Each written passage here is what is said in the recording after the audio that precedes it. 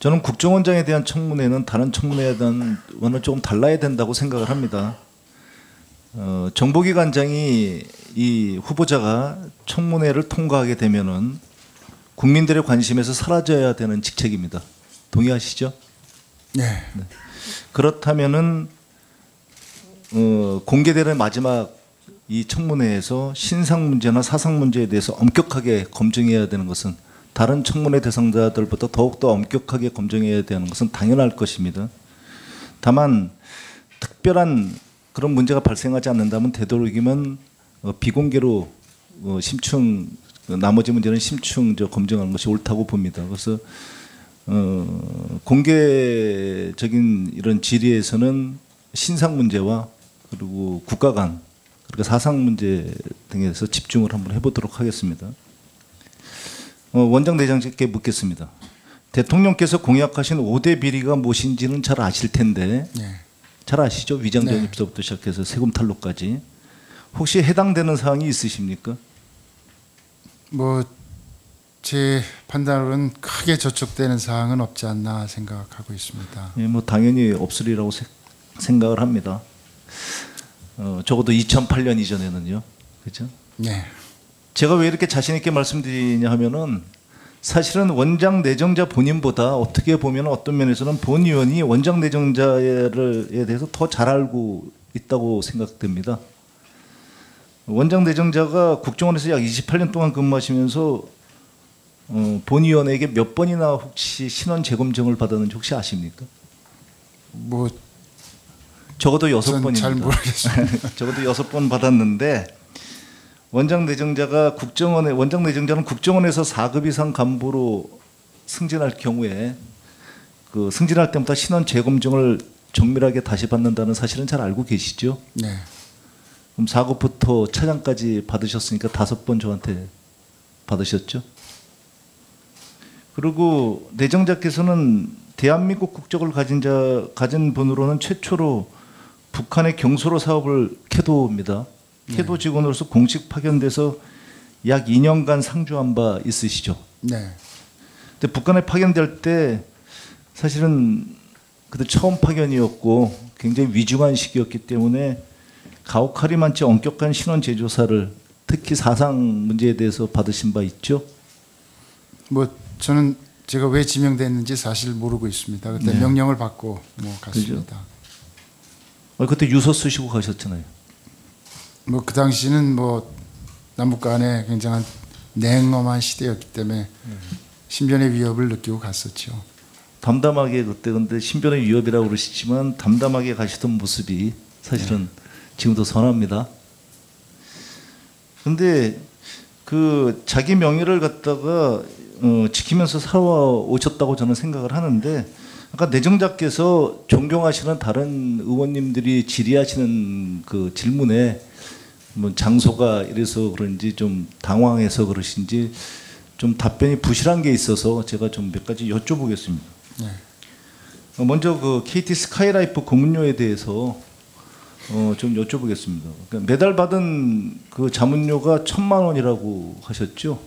네. 그게 소득세를 제하기 전 금액입니까? 아니면 소득세를 제한 후의 금액입니까? 뭐 세 전이죠. 그러면 한 3% 정도 소득세를 제하기 전 금액이다. 그런데 그때 당시에 자문료를 받을 당시에 그 공무원 연금 대상자셨죠. 네. 그 공무원 연금을 한 1,000만 원 정도 만약에 자문료를 받으면 공무원 연금이 상당히 삭감이 될 것 같은데 한 몇 프로 정도나 삭감되셨습니까? 뭐 한 절반 정도. 절반 정도만 몇 프로 얼마 정도 삭감되신 거죠? 뭐 한 7, 80만 원 될까? 그 참 그렇습니다. 그러면은 그렇게 되면은 사실은 그 자문료가 1,000만 원이었지만 실제 받은 돈은 한 800만 원 정도 이렇게 되겠네요, 그죠? 전체적으로 보면 액수의 규모보다 또 1,000만 원이라는 액수가 주는 어떤 감정적인 지수가 있을 거라고 생각합니다. 네, 당연할 것입니다. 그 내정자께서 테러 방지법이 필요하시다는 취지로 이제 발언을 하셨는데 사실 뭐 그 정당의 그 입장에 따르지 마시고 그 최근 유럽을 비롯한 전 세계에서 테러가 끊임없이 발생하는 것은 물론이거니와 우리나라도 결코 안전지대가 아니라는 것에는 동의를 하실 겁니다. 그리고 그보다 더 심각한 것이 사실은 전 세계적으로 수십만 대의 PC를 감염시킨 랜섬웨어와 같은 사이버 위협이 굉장히 현존하는 위협입니다. 네. 그래서 사실 테러 방지법뿐만 아니라 결국은 사이버 테러 방지법, 소위 사이버 테러 방지법이라고 말씀드리겠습니다. 사이버 테러 방지법에 대한 대응 방안, 사이버 테러에 대한 대응 방안 같은 게 결국은 필요하실 것이고, 그리고 그런 거를 지금 아니면은 저희가 답변을 갖다가 그 개인적인 의견을 들을 기회가 없을 것 같은데 그 점에 대해서 좀 말씀을 해주시겠어요? 그러니까 이러한 테러와 사이버 위협에 대한 대처 방안, 개인적인 대처 방안이 어떤 것이 있다? 이걸 갖다 한번 내정자로서 말씀해 주시겠습니까?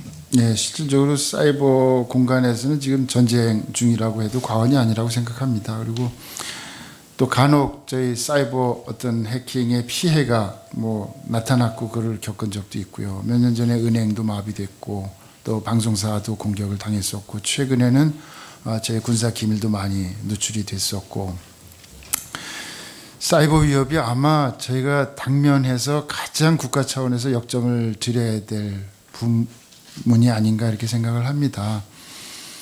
다만 이제 어떤 목적을 수행하는 과정에서 나타날 수 있는 여러 가지 부작용 그런 우려가 있는 것도 충분히 잘 알고 있고요. 그래서 당장 어떤 것들을 해야 된다라고 제가 주장하기보다는 그런 문제 의식을 갖고 있고 그런 사항들은 사실 모두 최종적으로는 국회 논의를 거쳐서 법 개정 내지는 법 제정 사항으로 가야 되는 것이기 때문에요. 그런 입장을 저희가 계속 하여간 보고를 올리도록 하겠습니다. 예, 김병기 의원님 수고하셨습니다. 다음은 이완영 의원님. 100만 원 정도 이렇게 되겠네요, 그죠? 전체적으로 보면 액수의 규모보다 또 1,000만 원이라는 액수가 주는 어떤 감정적인 지수가 있을 거라고 생각합니다. 네, 당연할 것입니다. 그 내정자께서 테러 방지법이 필요하시다는 취지로 이제 발언을 하셨는데 사실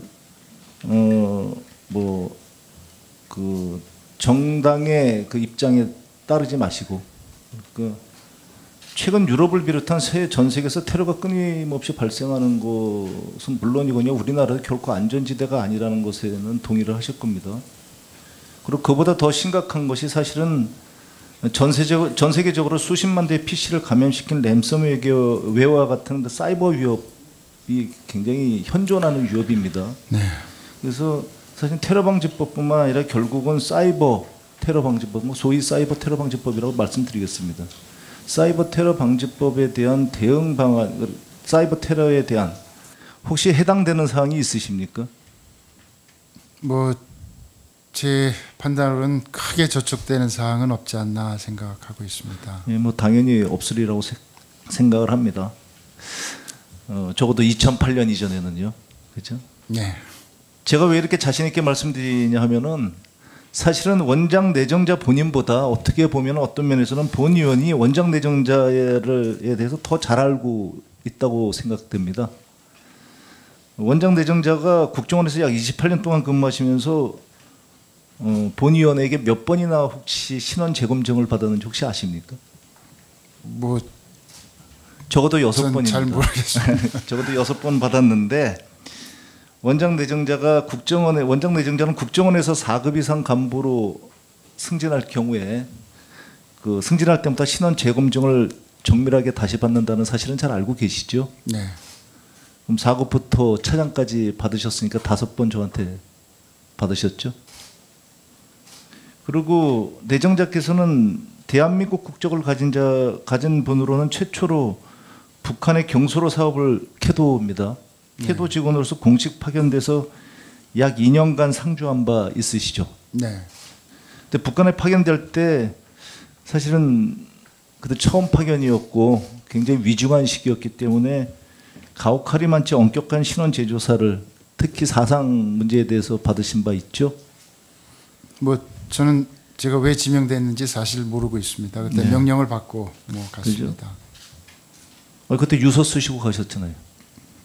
뭐 그 당시는 뭐 남북 간에 굉장한 냉엄한 시대였기 때문에 신변의 위협을 느끼고 갔었죠.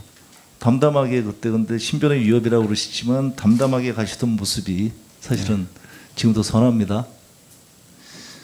근데 그 자기 명예를 갖다가 지키면서 살아오셨다고 저는 생각을 하는데 아까 내정자께서 존경하시는 다른 의원님들이 질의하시는 그 질문에 뭐 장소가 이래서 그런지 좀 당황해서 그러신지 좀 답변이 부실한 게 있어서 제가 좀 몇 가지 여쭤보겠습니다.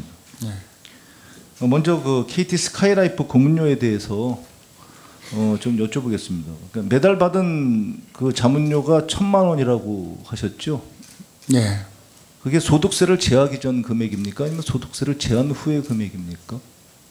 뭐 세 전이죠. 그러면 한 3% 정도 소득세를 제하기 전 금액이다. 그런데 그때 당시에 자문료를 받을 당시에 그 공무원 연금 대상자셨죠. 네. 그 공무원 연금을 한 1,000만 원 정도 만약에 자문료를 받으면 공무원 연금이 상당히 삭감이 될 것 같은데 한 몇 프로 정도나 삭감되셨습니까? 뭐 한 절반 정도. 그럼 절반 정도만 몇 프로 얼마 정도 삭감되신 거죠? 뭐 한 7, 80만 원 될까. 그 참 그렇습니다. 그러면은 그렇게 되면은 사실은 그 자문료가 1,000만 원이었지만 실제 받은 돈은 한 800. 저는 국정원장에 대한 청문회는 다른 청문회에 대한 원은 조금 달라야 된다고 생각을 합니다. 정보기관장이 이 후보자가 청문회를 통과하게 되면은 국민들의 관심에서 사라져야 되는 직책입니다. 동의하시죠? 네. 그렇다면은 공개되는 마지막 이 청문회에서 신상 문제나 사상 문제에 대해서 엄격하게 검증해야 되는 것은 다른 청문회 대상자들보다 더욱더 엄격하게 검증해야 되는 것은 당연할 것입니다. 다만 특별한 그런 문제가 발생하지 않는다면 되도록이면 비공개로 심층 나머지 문제는 심층 검증하는 것이 옳다고 봅니다. 그래서 공개적인 이런 질의에서는 신상 문제와 그리고 국가 간 그리고 사상 문제 등에서 집중을 한번 해보도록 하겠습니다. 원장 대장께 묻겠습니다. 대통령께서 공약하신 5대 비리가 무엇인지는 잘 아실 텐데 네. 잘 아시죠? 위장 네. 전입서부터 시작해서 세금 탈루까지.